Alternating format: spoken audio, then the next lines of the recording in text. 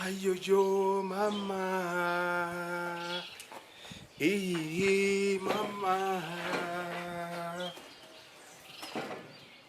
la jolie femme africaine, tin, tin, tin, tin, la jolie femme africaine. Aïe yo yo mama, tin, tin, tin. Mama. Ah là, les amis, bienvenue sur Africa Light, c'est John Bapou. Activez, faites des notifications, faites des commentaires, partagez, et défoulez-vous, faites comme vous voulez. Ici en Afrique, nous sommes libres, nous sommes libres. Oui, nous sommes libres. Et cette liberté, elle est mentale, elle est sociale, elle participe de l'équilibre. Et nous sommes ensemble sur Africa Light. Oui, aujourd'hui je vais vous parler d'un phénomène social, le manque de volonté d'excellence. Oui, la vidéo d'aujourd'hui s'intitule Comment sortir de la médiocrité, comment sortir de la débrouillardise. Oui, comment sortir de la débrouillardise. Nous allons pour cela vous proposer 7 moyens qui, s'ils sont bien appliqués, permettront à l'Afrique de sortir de cet esprit de débrouillardise, ce manque d'excellence, ce manque de volonté de puissance. Oui, il est bizarre. Vous appelez un technicien, il vient travailler chez vous, et à peine une semaine ou 2 semaines, le matériel ne marche plus, il faut recommencer. Oui, vous faites un meuble comme celui sur lequel je suis assis, et à peine quelques mois, et déjà il faut recommencer les jointures, et il faut recommencer ceci, cela. Les finitions des travaux, par-ci, par-là. Nous semblons manquer de volonté de puissance. Nous semblons manquer de volonté d'exceller. Oui, nous semblons manquer de volonté d'exceller. Oui, je sais que ce n'est pas toute l'Afrique, car il y a vraiment des talentueux, il y a de l'excellence aussi en Afrique.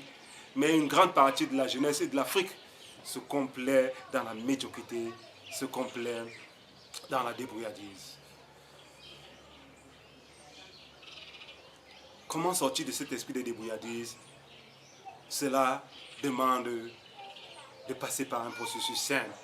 Oui, arrêtons de nous complaire dans la médiocrité. Même s'il faut recommencer un travail 5 fois, 6 fois, 10 fois, essayons de le faire. Tenez par exemple, est-ce que vous savez que pour maîtriser un métier, il faut avoir au moins 1000 heures de travail? Au moins 1000 heures de travail pointu. Et avant d'atteindre ces 1000 heures de travail pointu dans un métier, il faut au moins 10 000 heures d'exercice dans le même métier. Vous savez ce que c'est que 10 000 heures de travail dans un métier?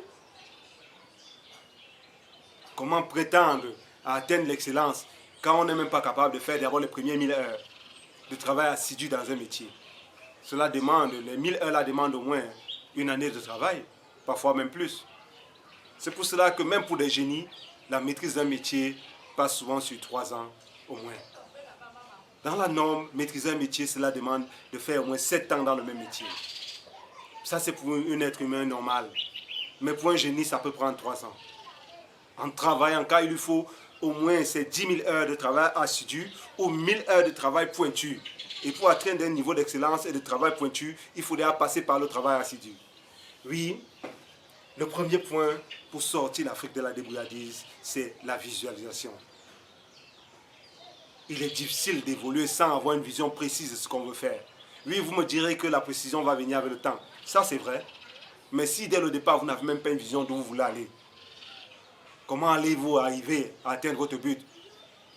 Dans tout ce qu'on fait, il faut visualiser, il faut avoir une idée. Même si elle est approximative, il faut déjà se fixer un objectif dès le départ. Vous allez sur Internet, vous voyez tel faire, comment faire l'argent en 5 minutes, comment faire ceci en 10 minutes, comment faire cela en une journée, et déjà vous êtes là dans tel métier. Vous allez, vous voyez tel autre influenceur, comment faire ceci et avoir être milliardaire, vous êtes là dans un second métier. Vous allez, vous voyez ceci qui est en train de passer un phénomène de mode, et déjà vous êtes dans un troisième métier. Pas de vision. Il faut visualiser, Africain. Nous devons apprendre à visualiser pour atteindre l'excellence. Le deuxième élément pour atteindre l'excellence, c'est l'organisation. Il faut savoir organiser. L'organisation permet de réduire le temps, permet de gagner en temps, permet de gagner même en santé, permet même de rendre le travail plus facile. Il faut savoir s'organiser. Et à ce niveau, je pense que c'est le véritable talon d'Achille des Africains. Parce qu'il manque d'humilité, comme je disais dans une vidéo précédente. Nous manquons vraiment d'humilité. Et nous avons des problèmes sérieux d'organisation. Cela a toujours été notre problème. Et cela est influencé par deux phénomènes, le phénomène de traîtrise et le manque de solidarité. Chaque Africain dit que tel n'est pas son frère parce que lui vient de telle région, tel autre vient de telle région. Ce qui fait que la solidarité est difficile. Pourtant, dans l'Afrique ancienne, cela n'était pas le cas. Il y avait des divisions, certes, mais les gens savaient qu'ils venaient d'un peuple. Maintenant, les Maghrébins disent par-ci, par-là qu'ils ne sont pas des Africains, ils sont des Blancs. Tel autre dit que non, ils ne sont pas des Africains de ceci. Tel dit que non, vous n'êtes pas des Bantous de cela. Tel dit que vous n'êtes pas des Ekang de ceci. Tel dit que vous n'êtes pas des Bamileke de ceci. Tel dit que vous n'êtes pas des musulmans de ceci. Tel dit que vous n'êtes pas des Swahili de ceci. Tel dit que vous n'êtes pas des Hutus de ceci ou des Tutsis de ceci. Mais hâte, vraiment, comment s'organiser dans une telle ambiance quand déjà on n'arrive même pas à être solidaires entre nous. Mais même si nous sommes solidaires, l'organisation c'est un métier, il s'apprend. Apprenons à nous organiser. Je ne serai pas très long parce que c'est une petite vidéo. Le troisième élément pour sortir de la débrouillardise, cet esprit de médiocrité qui nous anime par moment, c'est apprendre à répéter. La répétition, c'est l'art de la sagesse, l'art de l'excellence. On apprend en répétant. L'imitation, à répéter à force de répéter. Mais le bémol, c'est que quand on part sur des mauvaises bases, même cette répétition n'est pas efficace. Aussi, cherchons à acquérir des bonnes bases et répétons les processus. Le quatrième élément qui va dans le même sens est celui du peaufinage. Oui, quand vous voulez écrire par exemple un ouvrage, il faut vous faire les relectures, des réécritures, des réécritures et réécritures. Quand vous voulez faire une table comme celle-ci, il faut penser, repenser, repenser. Assurer que le poli est vraiment lisse, il est vraiment adéquat comme vous voulez. Que la forme, le voluté, l'ambiance, le volume est tel que vous le voulez. Oui, il faut peaufiner, il faut recommencer, il faut peaufiner, se peaufiner. Nous n'aimons pas nous répéter. Mais l'excellence s'obtient au bout de beaucoup d'efforts, surtout quand on va dans le bon sens, je reprécise. Le cinquième élément est celui d'améliorer les processus. Tenez par exemple, quand vous créez votre entreprise, vous commencez à organiser les bureaux par-ci, par-là, vous organisez vos documents, vos porte-documents, vous organisez les processus. Quand on vient, on passe à l'accueil. Après l'accueil, c'est la secrétaire de ceci, cela. On prend les notes et puis on envoie au directeur du personnel. Et puis les notes remontent vers la direction. Oui, bonjour mon frère. Les notes remontent vers la direction qui prend une décision finale et puis elle est implémentée. Mais est-ce que ce processus ne peut pas être accéléré? Oui, vous me direz qu'il ne faut pas franchir, il ne faut pas brûler les étapes. Mais est-ce qu'on ne peut pas faire ces mêmes étapes-là en une journée? Est-ce qu'on ne peut pas faire ces mêmes étapes en une heure? C'est comme ça qu'on accélère les processus. Et les améliorer au fur et à mesure. Il faut améliorer, peaufiner, améliorer les processus. On dit que l'administration est lente, mais voilà le numérique. Et même avec le numérique, il y a toujours beaucoup de lenteur. Je sais, il y aura toujours des lenteurs. Mais les processus permettent de gagner en temps et de gagner en efficacité. Je développerai cela dans d'autres vidéos sur la productivité.